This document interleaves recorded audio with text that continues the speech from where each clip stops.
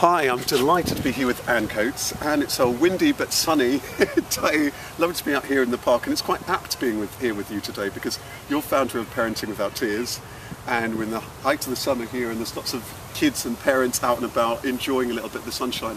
Tell me a little bit about Parenting Without Tears. I love the name because there is so often seems to be so much tears around parenting. It's not easy, it's challenging, and there's so much in the media around parenting and how you should parenting, whether people should have parenting classes. So tell us a little bit about the website, how it came about. I mean, well, the web name is just a jokey type name anyway.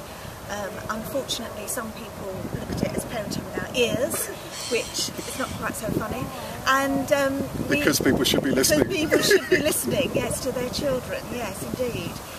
It is a family website, and it's just like a big magazine, really. So it covers everything from ages and stages, so from birth to university, and then from going through things like health, fitness, for both parents and children. Product testing, we do toys and games reviews, DVD reviews, theatre, anything you can think of that goes in a normal magazine, normal print magazine, we do. And we have a team of testers who test the products. Yeah. You know. So Are they kind of like, are they often, many of them parents themselves? Oh, people they have to be parents. They have to be parents. Yes, yeah. Otherwise, you have to be charging up the toys and the games. Yes, exactly. Yeah. No. So they'll know what it's like, and they can relate to their own family. If it's a toy designed for a 7-year-old, it's tested by a 7-year-old with the parent there, obviously. And sometimes we even get the children to write a little bit. Yeah. They'll write a couple of lines about what they liked about something, or if they didn't like something.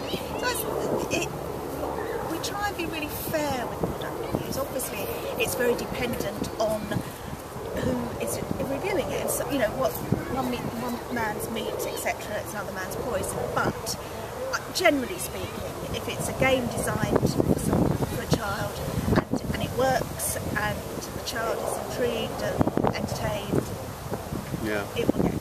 And I learned something when we were just chatting earlier, that your background, one of your background as a journalist and writing a lot for parenting magazines and so on. What's been your experience?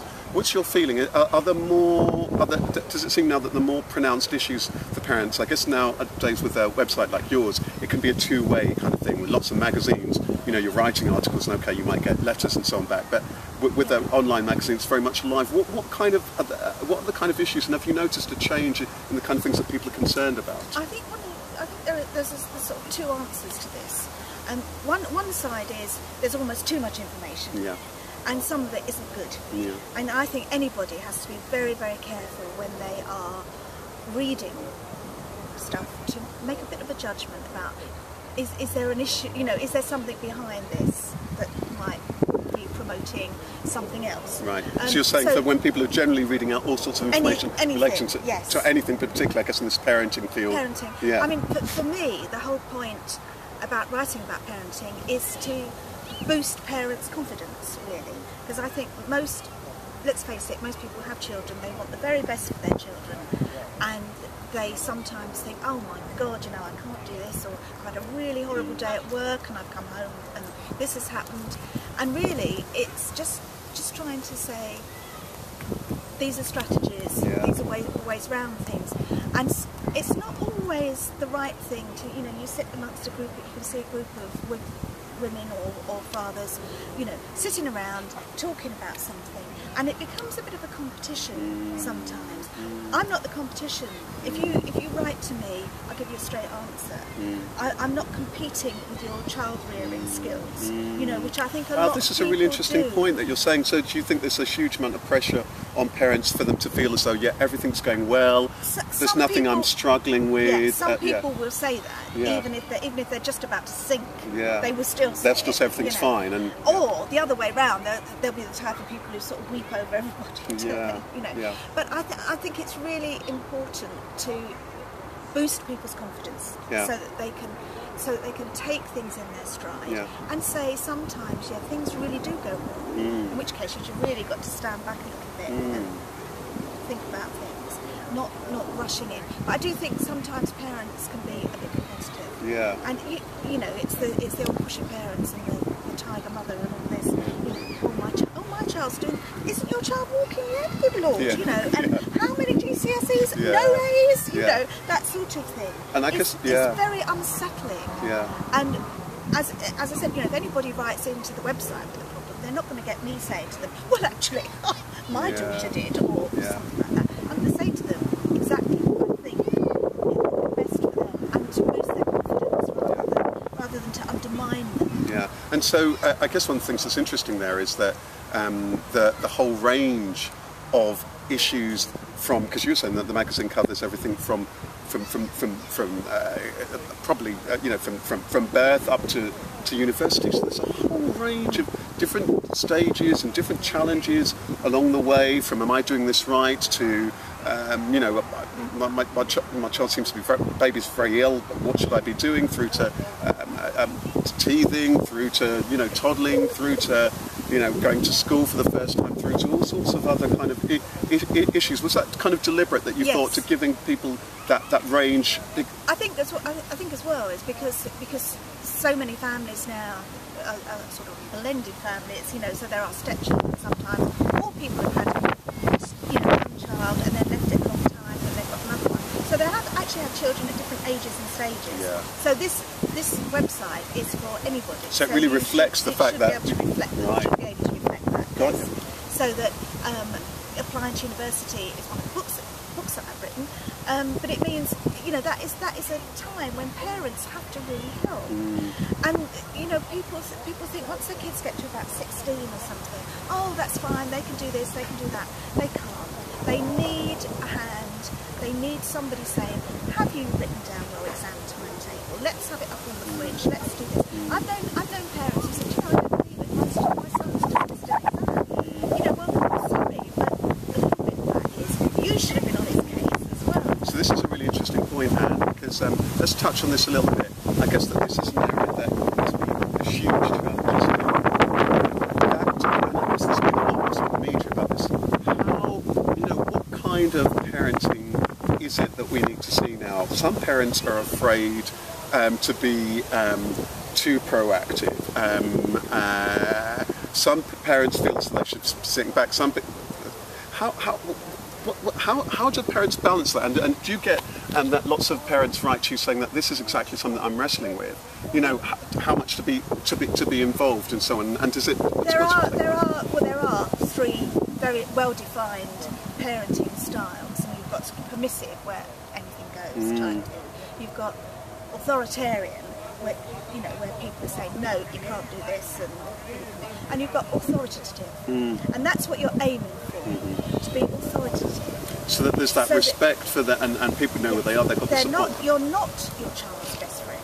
You are his or her parent, and you've got to be there for them. You know, but they've got best friends they can go and share secrets with. They don't need to share all their secrets with you, but they do need you to love and support them, and they need to know that they can come to you with their problems, but not as a best friend. This is a really interesting point, isn't it? Yeah, it's a very interesting point, and it's quite. I like what you were saying there, actually, in a way that they will have friends and so on. That should be encouraging, but what they'll want to know is that you're there and you can help them. And that example that you said there, sometimes whereby you're actually keeping an eye on, have you thought about this? Are you doing this? Are you doing that? Makes a lot of sense. So tell us, are there particular themes that come up time and time again that people are writing in about? Are there some themes more than any other that are most common that people write in about? No, I regularly go on actually BBC Asian Network, and we tend generally to talk about the younger age groups. Yeah. So there, it's very much you know, not eating properly, not sleeping, or potty training. I was wondering first if this is a parent's thing, not eating or sleeping. Yeah, there's both. Yeah, but you know, it's sometimes like a guy who phoned in and he said, you know, my 4-year-old was absolutely dry, blah blah blah, and suddenly she's wetting herself. And I said, what is she doing? She's wetting herself, and she's really involved in some things. She's really obviously a bright little girl, and when kids get really involved in something, that is brilliant that they're doing that, and they do sometimes forget to go to the loo. So you have to sort of remind them. You know, people think as soon as people tend to think in stages, like, oh, as soon as they're 3 3 and they're dry, that's it. Well, it won't be, because it may be at 5, they then start wetting themselves because they've just started school, or it's a shock or something like that. You know, so you've really got to be on the ball the whole time. And I guess this must be so interesting, and you've touched on it already, that I guess there's just going to be all these different issues at different stages, and just being mindful, keeping an eye. And I guess that's the interesting part with this thing about the competitiveness, because I can understand how that then seeps in again, because Absolutely. you know, one child might be having one issue, another child might have another issue, and there's necessarily right or wrong. Different children, different issues, different. And there's no right age. You know, people say, oh, you know, my son is 18 months and he's not talking. He might be running and catching a ball, but you know, another child who can talk really well cannot do.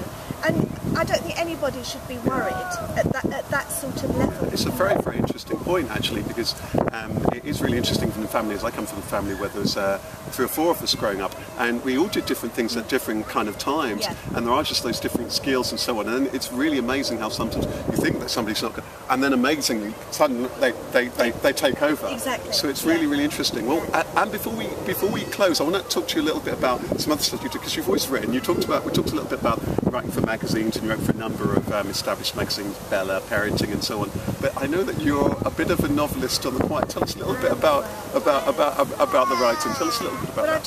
I just published a book of short stories called Checkmate and Other Tales of the Unexpected, and that some of them have been published in magazines, some of them haven't, and that's sort of the first entree into ebook publishing. Yes. And I've got another one coming up, and then a novella, so it'll be a longer, you know, sort of about 15,000 words. A novella, I like that. Novella, yes. And then also coming up in September, I've got, it'll be the Parenting Without Tears Guide to Living with Teenagers. Okay, so there's going to be that's actually a book, an ebook, yes. living with living with teenagers. That sounds as though it's going to be really interesting. Well, for anybody who's keen to find out more about Parenting Without Tears, can you give us the website address so people can look that up? Our website address is www.parentingwithouttears.com, and there's a contact Anne link as well, so that you can, if you do have a problem, you can always write in complete confidence. Oh, well, fantastic, Anne. It's been a pleasure to speak to you. All the best with the writing, with the website, and the budding agony aunt, which I'm sure that you've had for a long period of time as well. So I'm wishing you all the best with that, and it's been a pleasure, and good luck. Thank you.